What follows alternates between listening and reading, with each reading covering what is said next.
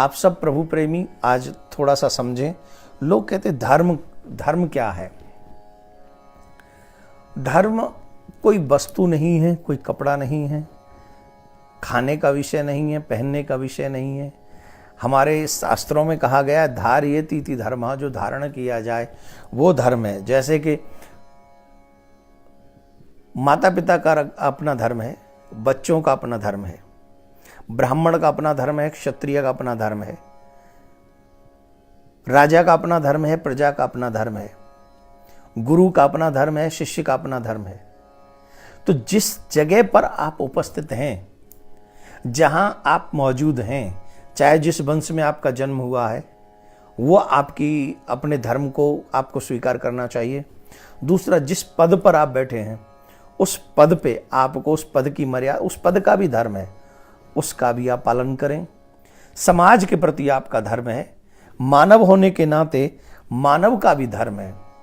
यहां पर अगर पुत्र अपने धर्म का पालन न करे तो उसे अधर्मी कहा जाता है, पिता अपने धर्म का पालन न करे तो उसे भी अधर्मी कहा जाता है। वैसे ही संसार में हम जिस जगह पर मौजूद हैं, हम जहां पर भी मौजूद हैं, वहां हमारा कोई न कोई धर्म जरूर है। धर्म का मतलब है श्रेष्ठ कर्म। अपने आप को पहचानो और अपने आप को पहचानने के बाद अपने कर्मों को अपने जीवन के मुताबिक अपनी जिम्मेदारियों को समझो।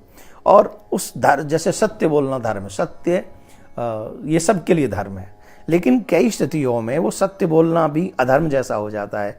जैसे एक उदाहरण आता है कि एक गाय के पीछे कसाई भाग रहा है, गाय के पीछे कसाई दौड़ रहा है और वो कसाई उस गाय को मार देना चाहता है। एक साधु जिसने अखंड सत्य का बोलने का व्रत ले रखा है, और वो व्यक्ति अगर पूछे, गाय कहीं अदृश्य हो जाए और उस सत्य बोलने वाले से पूछे कि गाय कहाँ गई है, और वो सत्य बोल दे कि गाय इधर गई है, तो गौ हत्या का पाप उसको लगेगा।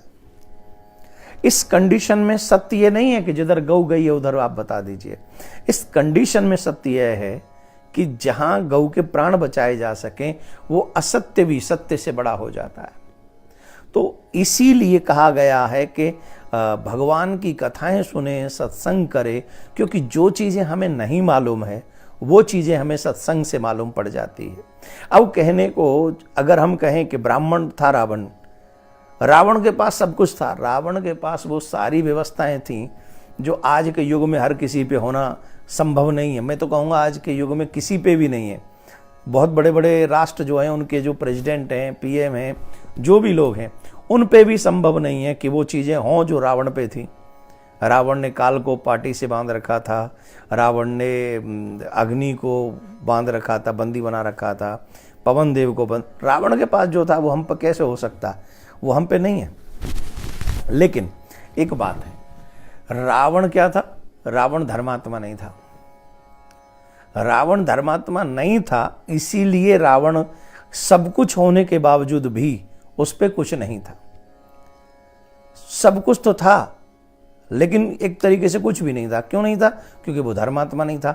और उसकी एक और विशेषता थी, न तो वो खुद धर्मात्मा था और न वो ये चाहता था कि कोई और धर्मात्मा हो। अब इस बात को थोड़े से एक उदाहरण से आप समझिए।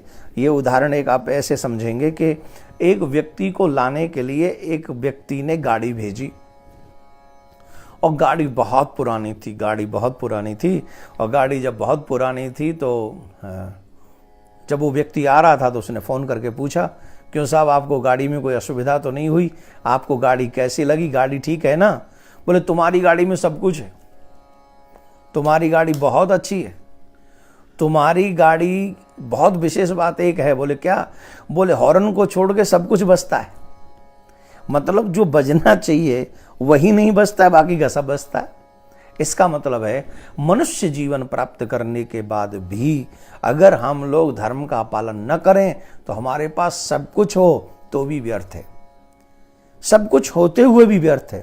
रावण के पास सब कुछ होते हुए भी व्यर्थ इसीलिए था क्योंकि रावण पे सब कुछ तो था पर धर्म नहीं था, और वो ये चाहता भी नहीं था कि धर्म के रास्ते पर लोग चलें। वो ये नहीं चाहता कि धर्मात्मा बढ़ें, क्योंकि आप देखेंगे जो बुरे लोग हैं, शराबी लोग हैं, वो चाहते हैं शराबी बढ़े। जुआरी लोग हैं वो चाहते हैं जुआरी हों। कल मैं महाभारत देख रहा था, आप लोगों ने भी देखा होगा, तो उस समय धृतराष्ट्र की आप स्थिति देखिए, दुर्योधन की स्थिति देखिए, दुशासन की स्थिति देखिए। वहां मोह बहुत बड़ी मुसीबत है। अब पिता का धर्म है पुत्र को सही दिशा दिखाना। पिता का यह धर्म नहीं है कि आप बेटे की हाँ में हाँ मिलाओ या बेटी की हाँ में हाँ मिलाओ। आप अगर अपनी संतान की हाँ में हाँ मिला, अच्छी बात है, तो बिल्कुल हाँ में हाँ मिलाओ, लेकिन बुरी चीज में भी अगर आप हाँ में हाँ मिलाते हो, इसका मतलब है आप अपने जो पिता का दायित्व है अथवा जो माँ का दायित्व है, आप इसका पालन नहीं कर रहे हो, आप उसका निर्वाह नहीं कर रहे हो। धृतराष्ट्र की वजह भी यही थी, उनके विनाश की वजह ये थी। दुर्योधन की हर हाँ में हाँ मिलाता गया। पितामह भीष्म की बात नहीं मानी, विदुर की बात नहीं मानी, भगवान श्री कृष्ण की बात नहीं मानी, तो ये विनाश की जड़ है। तो धर्म का मतलब है सबसे पहले आप जिस जगह पर हैं, आप जिस वर्ण में हैं, उस वर्ण के धर्म को जानिए, उस पद के धर्म को जानिए, उस व्यवस्था के धर्म को जानिए कि आप जिस जगह पर हैं वहां आपका क्या दायित्व बनता है, क्या जिम्मेदारियां हैं। और ईमानदारी से अगर मैं एक बात कहूं, प्रत्येक व्यक्ति अगर अपने अपने धर्म का पालन करे तो हमें पुलिस की आवश्यकता नहीं है, हमें प्रशासन की आवश्यकता नहीं।